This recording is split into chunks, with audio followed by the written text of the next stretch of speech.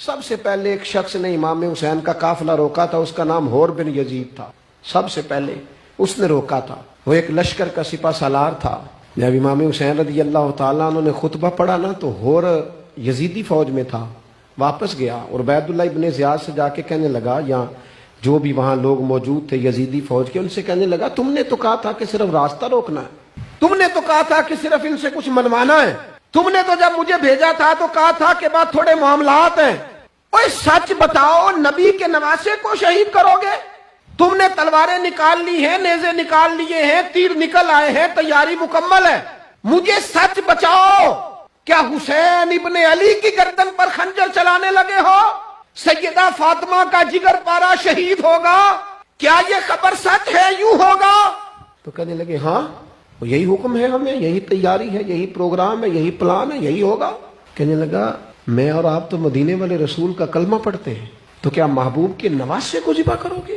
جناب علی اکبر کو، جن کا چہرہ رسول پاک سے ملتا ہے، حضرت قاسم بن حسن کو، جناب علی کے بیٹوں عباس بن علی کو، حضرت علی کے بیٹے ابو بکر بن علی کو، حضرت علی کے بیٹے عمر بن علی کو، حضرت علی کے بیٹے یہ بھی 3 کربلا میں موجود، حضرت عثمان ابن علی کو، ان کو شہید کرو گے؟ نے کہا ہاں تیاری ہو گئی ہے.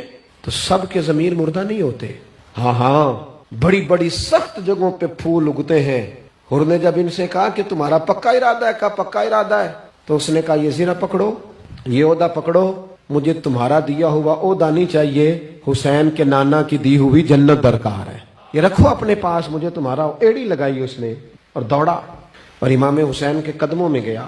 کہنے لگا حضور میں مجرم ہوں، میں خطا کار ہوں، میں نے سب سے پہلے آپ کو روکا تھا، پر مجھے قسم ہے اللہ کی میں جانتا نہیں تھا ان کا ارادہ کیا ہے.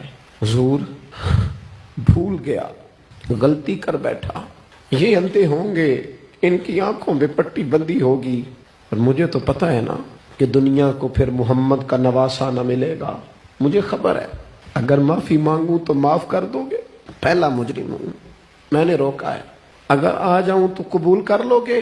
یہ ظرف، یہ حوصلے، یہ توانائیاں اگر ہیں تو سیدہ فاطمہ کے دودھ میں ہیں، یہ شیر خدا کی تربیت میں ہیں، یہ محبوب نے جو ان کی زبانوں کو چوسا تو اس کرم میں ہے.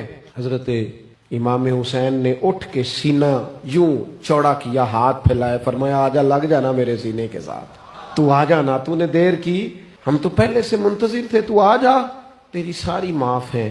ہور کے مقدر جاگے، امام علی مقام کے لشکر میں شامل ہوا. بعض نے لکھا ہے جو لوگ ابتدا میں شہید ہوئے امام حسین کی طرف سے، ان میں ہور شامل.